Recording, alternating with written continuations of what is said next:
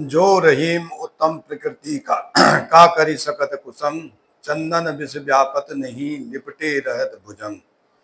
ये कहने का मतलब ये है कि जो सज्जन लोग होते हैं वो कुसंगति में के साथ भी वो अपना सज्जनता नहीं छोड़ते हैं और वो अपने सज्जनता पे ही रहते हैं। जैसे कि चंदन के पेड़ में सांप लपटे रहते हैं, लेकिन कितनी बार दंश दंश मारने के बाद भी चंदन अपनी शीतलता को नहीं छोड़ते हैं।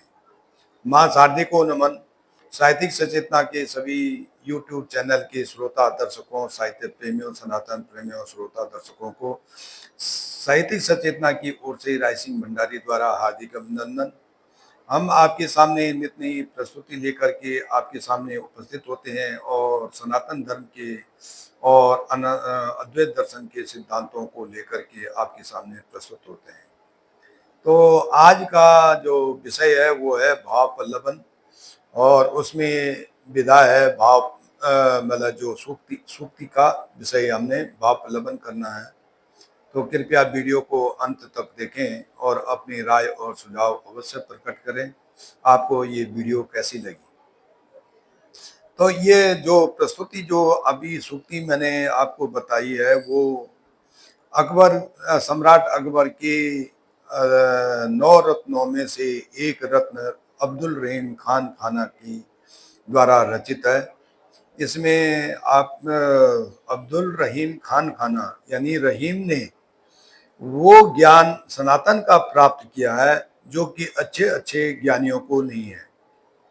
तो कई उनके अच्छे भगवान के सनातन धर्म के प्रति कभी बहुत सारे अच्छे दोहे हैं कि बसी कुसंग चाहत कुशल यह रहीम जे सोच महिमा घटी समुद्र की रावण दिया परोस। यहाँ से पता चलता है कि इस रावण की और समुद्र की दोस्ती थी जिसके कारण कि राम को नहीं आने दे रहे। तो बहुत सारी ऐसी दोहे हैं।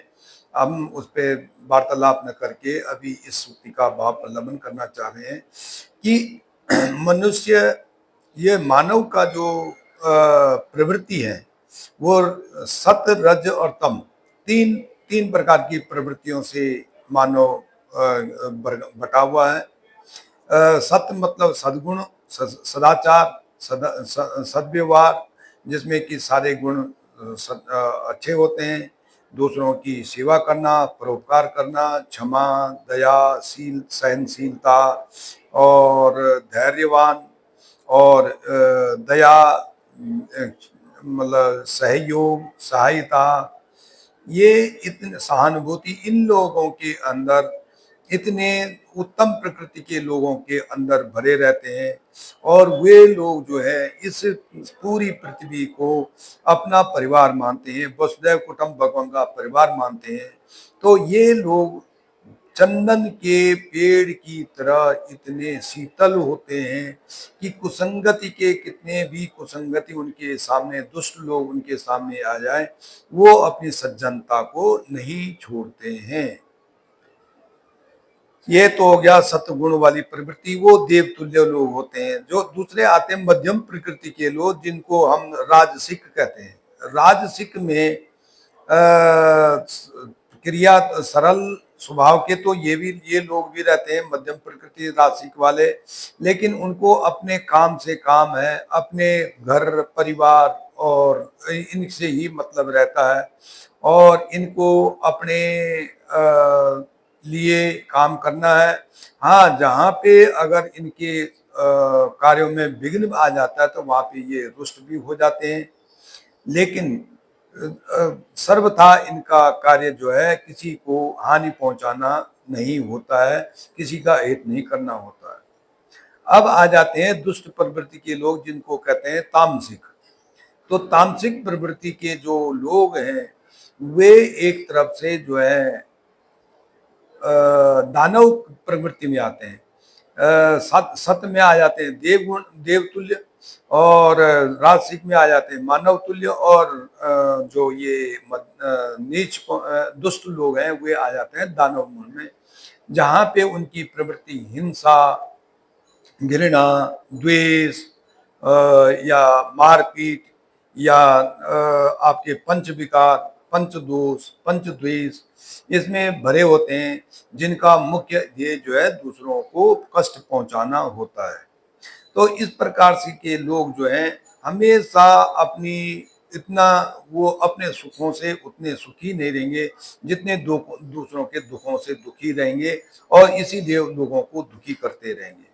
तो इस सूक्ति के अनुसार जो सांप सांप के जो दिखाया गया है वो उसी दुष्ट उन्हीं दुष्ट लोगों के, तामसिक लोगों के लिए उदाहरण प्रस्तुत किया है कि भाई जिस प्रकार से सज्जन लोग जो हैं चुपचाप रहते हैं और दुष्ट लोग जो है उनका कितना भी अहित करें लेकिन वो नहीं अपनी सज्जनता को छोड़ते हैं।